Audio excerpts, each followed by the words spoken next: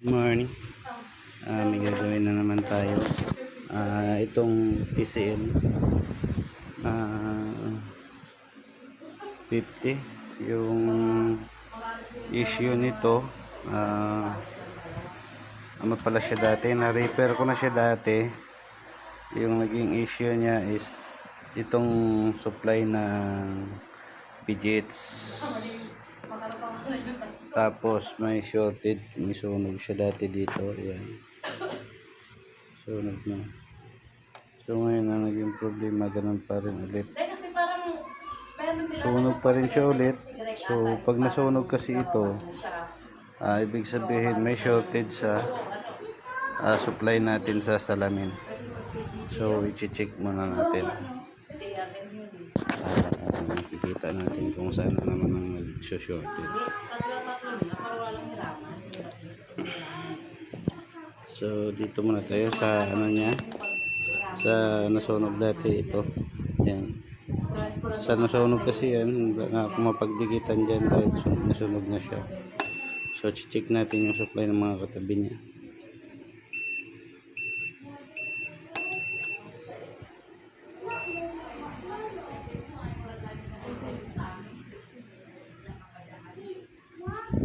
Ito, shorted yung isa. Yan. Yan. Shorted yan siya. Sa katabi na naman ang masunog ulit. Kaya nawala na naman to ng supply yung kanyang BGH, supply ng screen. Kasi yan, sunog na naman siya ulit. Sana may pagkakapitan pa tayo. So dito, check ko ulit dito.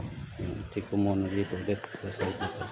So ayan, tinanggal ko na siya. Ayan na siya. Kaya ako nag-order na ako nito ng marami. Ayan, ang dami niyan. Ayan. Nasisirain kong ganitong parts ng TCL.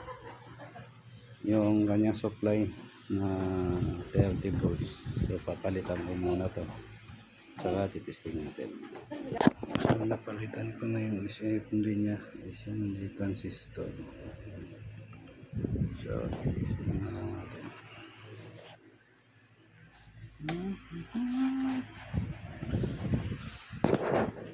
Try kung uusok ulit. Testing pa kung uusok ulit.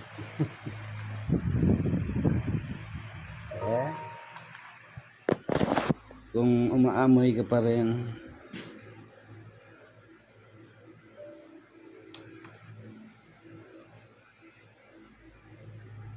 yun, hindi na siya umusok. Tingnan natin kung may display. Hindi na masasabog yung kuya pag ano? Hindi mo. Yun lang, walang display. Wala siyang display.